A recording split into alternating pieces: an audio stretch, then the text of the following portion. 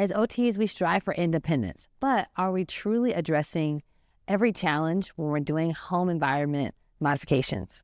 Let's look at solutions. Hi, I'm Dr. Brandi Archie, occupational therapist and founder at AskSAMIE, the accessibility marketplace. Today, we're focusing on the art and science of home modifications. I'm going to share some key guidelines and uncover some common pitfalls that really often go unnoticed. So if you're ready to deepen your experience and expertise and create safer environments with me, let's dig in. As OTs, we know that making sure the environment works for older adults is really a key factor in helping them age well. But home modifications are not just about adding a grab bar, widening a doorway. It's really about creating a holistic environment that the person can actually thrive in, supporting mobility, safety, and their dignity. But even experienced OTs can miss some of these really subtle details that can make or break the situation. So let's discuss some guidelines and some common oversights. We always start with an assessment because that's what we do as OTs, but are we looking past just the obvious? Do you focus on lighting and ensure spaces have layered lighting to minimize glare and shadows, especially in hallways and staircases? And what about flooring?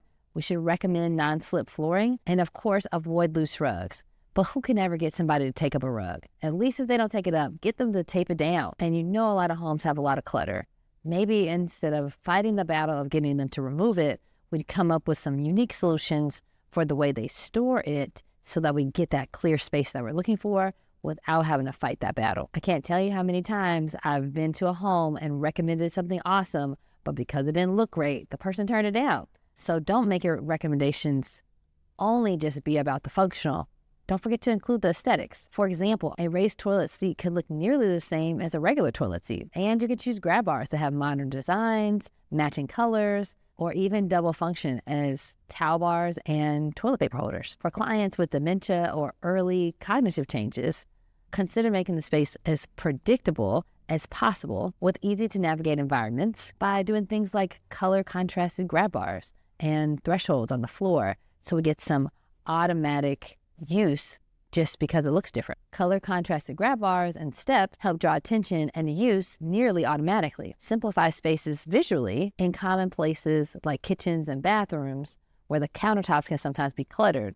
Clearing that out makes it really easy to determine what action should be taken. We know bathrooms are the hot spot for accidents and the place that need the most modifications usually.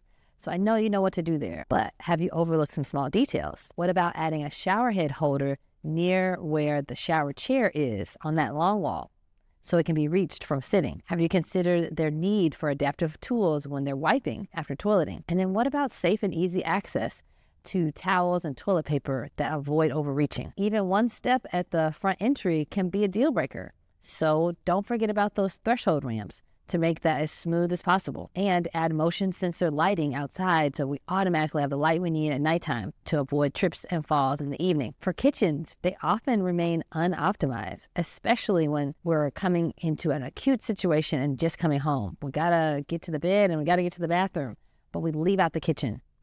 When we do that, it decreases our eating habits. If you can't stand in the kitchen long enough to cook, you're probably going to eat fast food. So ensure there's a safe nearby place to sit. And bonus, if there's a place to actually do the meal prep at, consider creating lower storage options for easier reaching and adding lazy Susans in cabinets for easier access. Then we sometimes forget to plan for emergencies because who wants to think about that?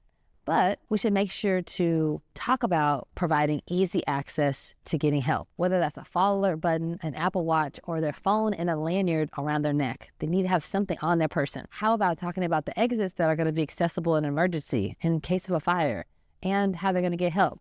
That's a key part of making sure that we can stay in our home independently and safely. And finally, remembering that home modifications are a collaborative team project is important. First and foremost, you need the buy-in of the older adult. Then collaborate with family members, contractors, and hire caregivers to make sure the solutions are effective for everybody involved. And take some time to educate the clients and family caregivers about ways they can maintain these modifications or adapt them over time so that they can continue to be useful, even as the person's needs might change. So I hope that's a helpful, comprehensive look at the things that we might need to consider in a home assessment and a home evaluation, whether you're doing that for business or within your home healthcare setting, or even at discharge if you work in skilled, or rehab. Whether it's improving lighting, rethinking bathroom safety, or creating a more accessible kitchen, every adjustment you make can enhance the quality of your client's life. For more tips and resources, visit AskSAMIE.com and check out our tools specifically made for occupational therapists to make your work easier. Don't forget to like, subscribe,